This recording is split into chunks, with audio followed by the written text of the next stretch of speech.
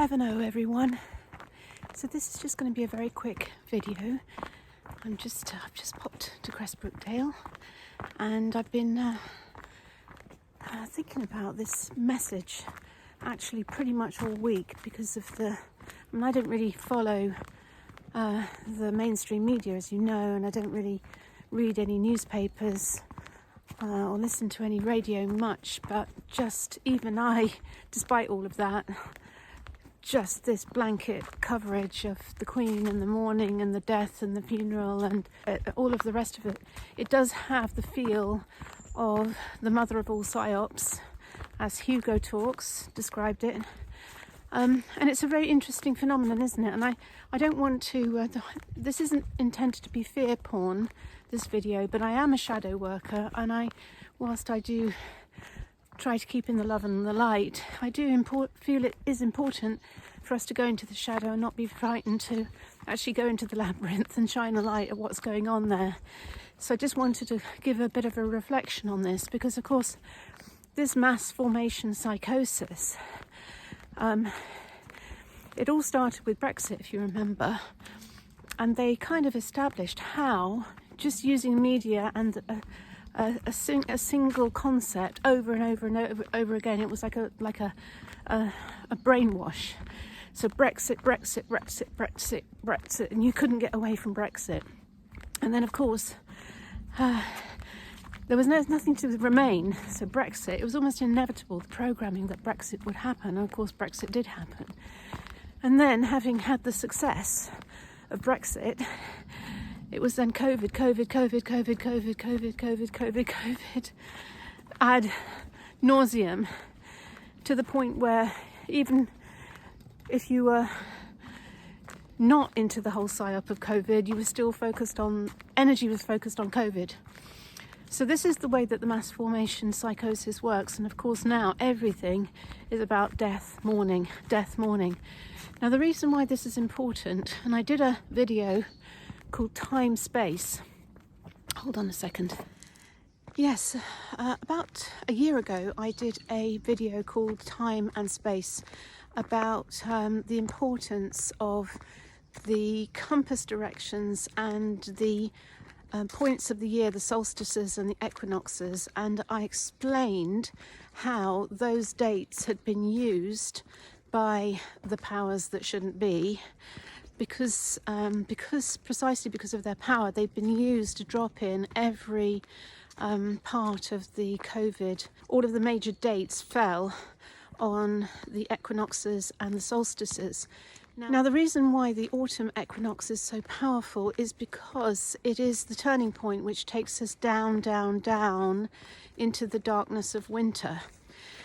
And I don't want to create fear, and this video isn't intended to be fear porn.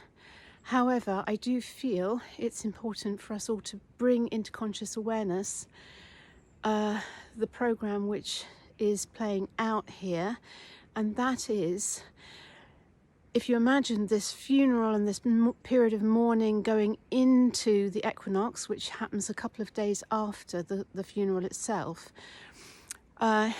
would be a very powerful metaphysical opportunity to start rolling out the next stage of the plan. And I believe it's going to be a triple whammy. I believe there's going to be a massive push for the booster you-know-what.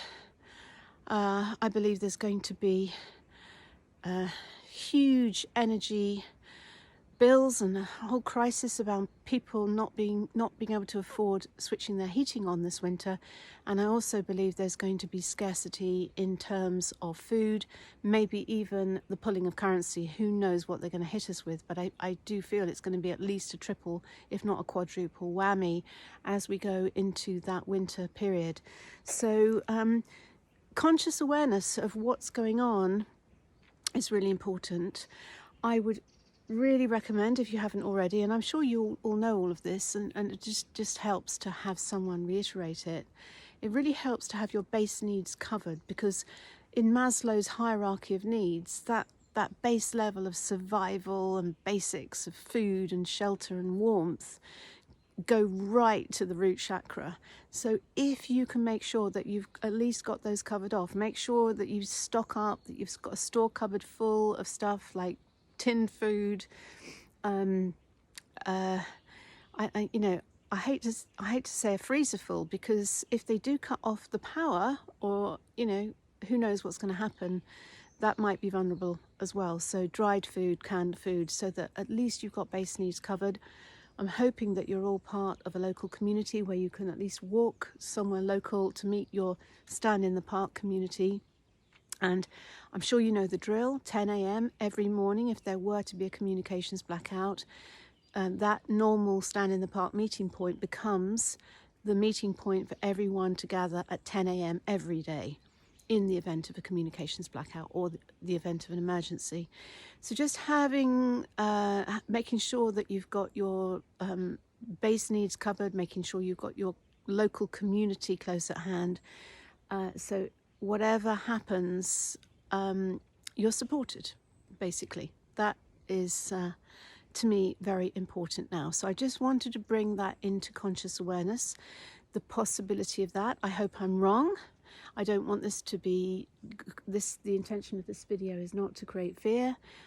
It's simply just to create conscious awareness, which collapses any fear that there may be around it. So anyway, lots of love to you. I'm just going to get on with a few bits and pieces. I'm actually headed down to Bournemouth early tomorrow morning to go to the Pam Gregory Sue Stone Empowerment Afternoon. It's a long time since I've done that little adventure down to Bournemouth. Hoping to see lots of you there. I know lots of people down on the south coast, so that's going to be a very fun outing. And of course we just did a People Speaks Out poll just to check in with everyone whether we keep going with the Monday at 12 noon, and everyone, 82% at the last count said yes, let's keep it on Monday at 12 noon.